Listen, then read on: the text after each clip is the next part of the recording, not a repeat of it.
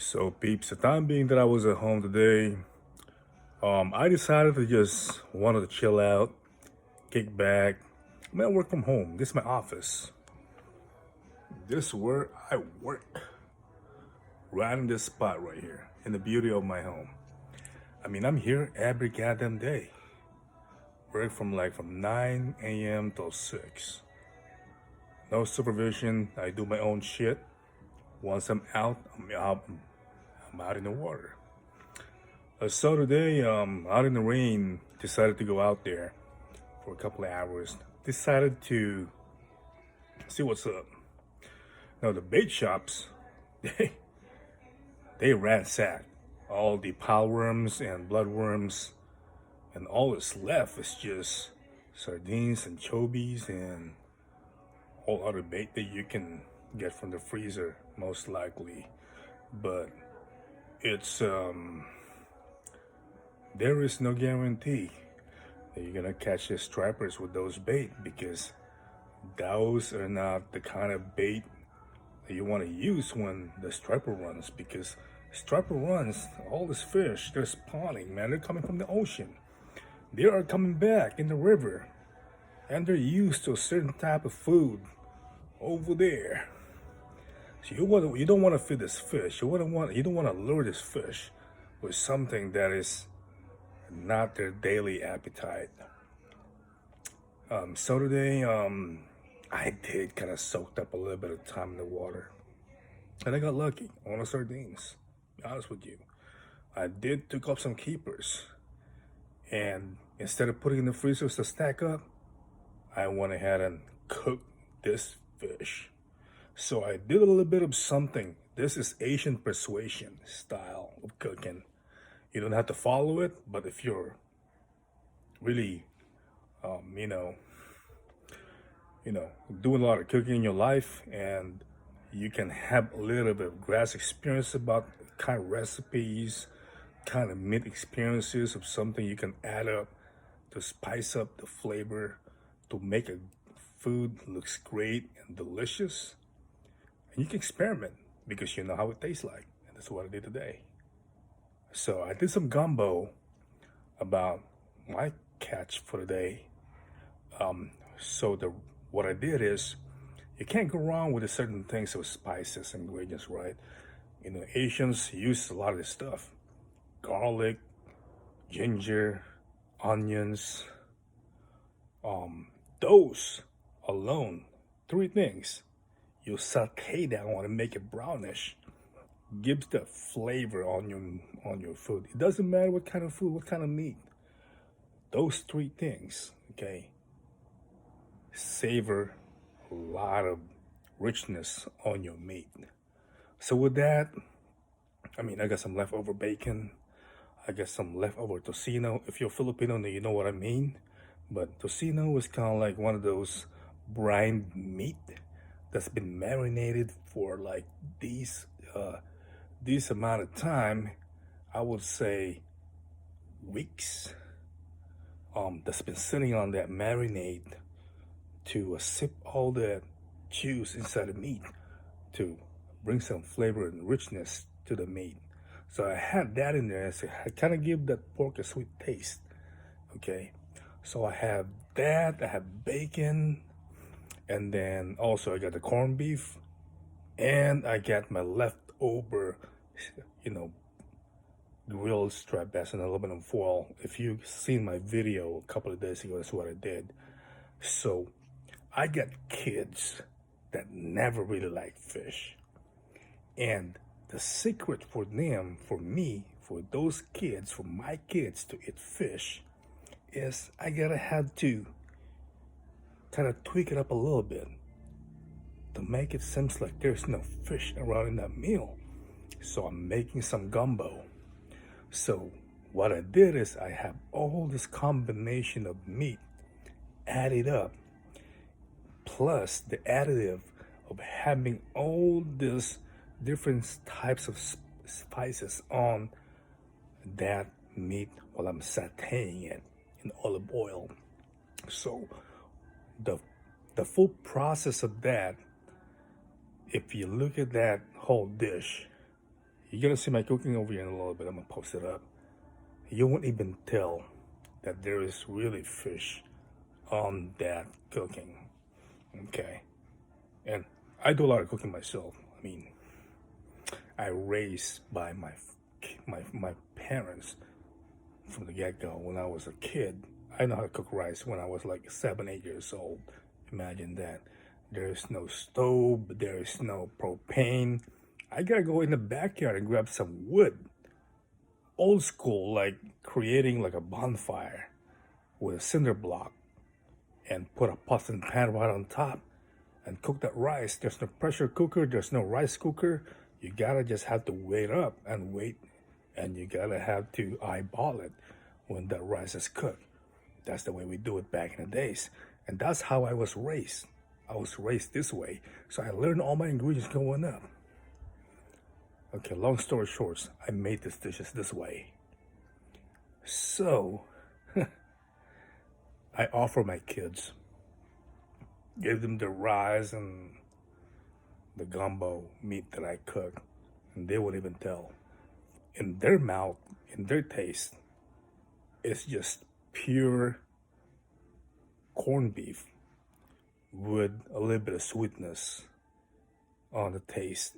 I didn't give them the jalapeno and any of that, and they were so delightful, and they didn't even notice that there is a fish on that dish. So you can always be creative for your kids that never really like fish. It's not something that I really wanted to do, because for me, in perspective ways, I love to eat my fish without any additives, salt and pepper, grill it, drop that on the grill, put it in a bake. I want to taste how the fish really tastes like. That's just me. That's my perspective. But if you really want to bring your kids to eating fish more often, gradually increasing that, taking a little bit of something out of the dish till they know that actual fish tastes like, you can start from there. Okay, or you can be abrupt and just give them fish and see how they really want it. The worst thing about that is that if they don't like it, it's gonna hunt them for the rest of their life, and they're never ever going to taste fish anymore. They're most likely going to exclude that out of their diet, and you don't want to do that. So it's just me. You don't have to follow this principle that I do, but it's just me. So watch the video, a little bit of cookout for the night. I spent a little bit of time in the water for the day. It's not in the full effect, but I'll be out there and most likely going to, enjoy the striper runs till it lasts. HookNCook73, peace out, people. Hope you subscribe. Check out some of my videos. Peace out. Asian Persuasion Striped Bass Gumbo. There you have it, peeps. Enjoy. Alright, so let's take a look at what's going on here. There you have it, people. That's my gumbo going on there. For those kids that never will like fish, if they try this recipe over here, they won't even distinguish what they're putting in their mouth. But then again, striped bass is really good fish. So you cannot get wrong with this recipe with all the ingredients and all the meat that I put in here. This right here, people, is really, really good. I mean, a little bit of an option here is that you can put up a scoop, put it in your little bowl, drop some Tabasco going on in there, get your cerveza going on, and you should be fine, But this is how I do a little bit of something with my stripers over here. There you have it, cook. There you have it, people. HookNCook73 doing a little bit of cookout tonight. Peace out. This episode, HookNCook73, is all about striped bass cooking. I got some good ingredients in cooking striped bass. It's a combination of a lot of mix it with a lot of different types of meat. So I get some bacon, tocino, striped bass, corned beef, mix it up with some jalapenos, grilled onions, ginger and garlic. So I'm gonna go ahead and stir up all these ingredients all at one time. The last thing that I'm gonna put in here is the corned beef. So what I do is I'll put all these ingredients over here, saute this one in an olive oil, right? So I got all this striped bass meat, bacon, tocino meat, okay, and all those jalapenos and all these other ingredients in here. And I have the, let me go ahead and tell you guys what my other ingredients that I put in here.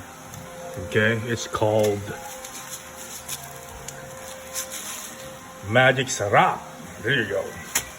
Put that on your menu. Okay, so aside from that, garlic salt and this guy over here. Ain't nothing fancy. That's pretty much it. And get yourself one of this right here. I mean, this is the cheapest corned beef that you can get, but there are like ox corned beef that was out there, that Australian corned beef you can grab. That is pretty good too. So I'm gonna go ahead and add that in a little bit. In the meantime, I'm gonna put this one in the lowest heat, okay? And I'm just gonna stir fry all of these right here, okay? Just like that. I'm not gonna overpower it. I'm not going to make all my ingredients like all mushy and everything. I just want to make sure that all my ingredients just sits in that meat, okay? And then the next thing that I'm gonna do is to add a little bit of this guy into my cooking. Okay, there you go. Just a tiny bit, and that should be it. Okay, so now let me try to add up the corned beef right here really quick. But before that, I'm gonna put the carver in really quick. Where's my carver for this guy? It's down here. Cover this guy up. Okay. The reason why I'm trying to cover this guy up a certain time is because I want to steam all that meat, all the juice, everything. Okay? And being it on the low heat and just shutting up tight, that's gonna steam everything and put all the juice and all the meat to give you that extra flavor and texture on your food. So while I'm doing that, let me get back over here really quick. Okay, so I know that this dude right here is straight up kinda, fresh from the can. It's probably gonna take a little bit of time to get this guy out of the can, knowing that I'm doing all this video thingy with one hand and holding the video with other hand. So what about if I'm just gonna go ahead and turn this off really quick. Let me work on this guy. Let me work on this guy first, and then I'll get back with you guys when I have this corned beef in the pan, all right? So I'll get with you guys in a little bit here. Asian Persuasion Striped Bass Gumbo. There you have it, peeps. Enjoy.